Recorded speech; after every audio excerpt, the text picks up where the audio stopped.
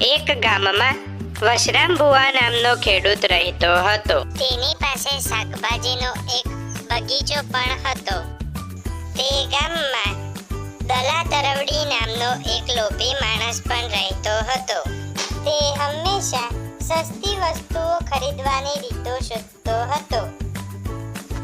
એક દિવસ દલા તરવડી વશરામ ભુવાના શાકભાજીના બગીચા પાસેથી પસાર થઈ રહ્યા હતા.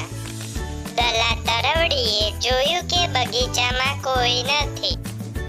તેણે અમુક શાકભાજી ચોરવાનું નક્કી કર્યું.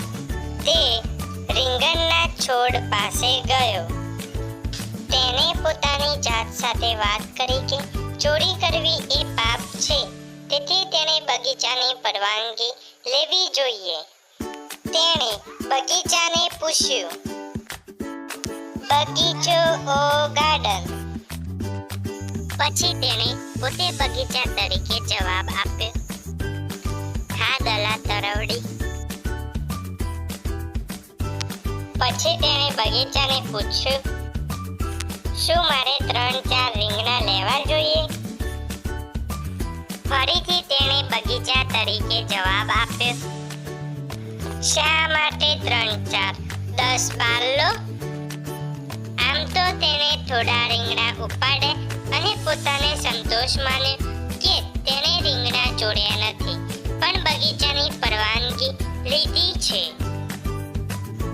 તે રોજ આમ કરતો અને બગીચામાંથી અલગ અલગ શાકભાજી રોજ ઉપાડતો હતો.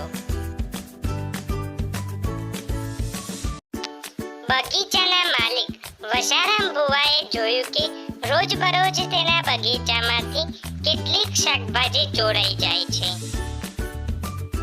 તેથી તેને વોચ રાખવાનું નક્કી કર્યું. શાકભાજી કોણ ચોરી રહ્યું છે તે જોવા માટે એક ઝાડની પાછળ ઊભો રહ્યો. દલાજી તરવાડી બગીચામાં પ્રવેશ્યા.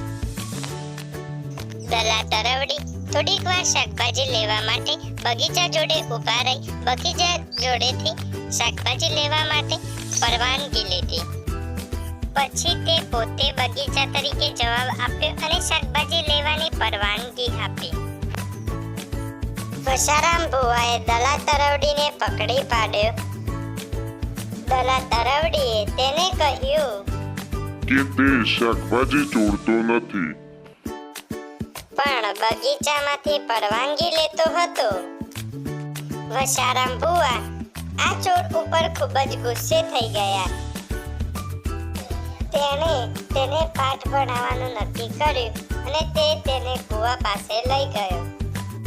વશરામ ભુવાએ કૂવાને પૂછ્યું, સારું ઓ સારું.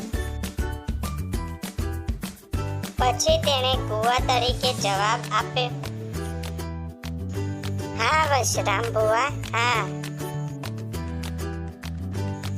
વશરામ ભુવાએ કૂવાને પૂછ્યું કે શું મારે દલા તરવડીને 3-4 ડૂબવું જોઈએ? પછી તેણે ફરીથી કૂવા તરીકે જવાબ આપ્યો. તેને 10-12 વખત કૂવામાં ડૂબવું જોઈએ.